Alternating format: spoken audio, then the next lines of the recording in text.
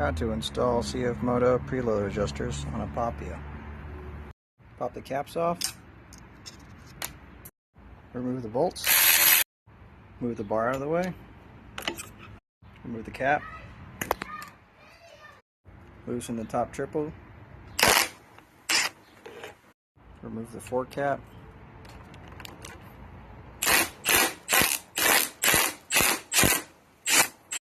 once it's loose, you gotta hold that nut on the bottom and remove the cap off the shaft.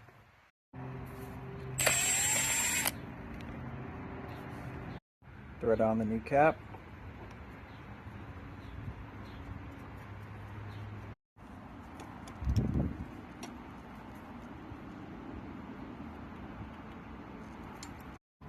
Screw on the whole assembly onto the fork tube.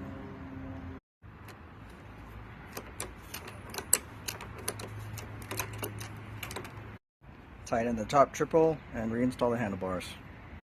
Torque everything to spec and make sure that it's even on both sides, the height of the preload adjuster.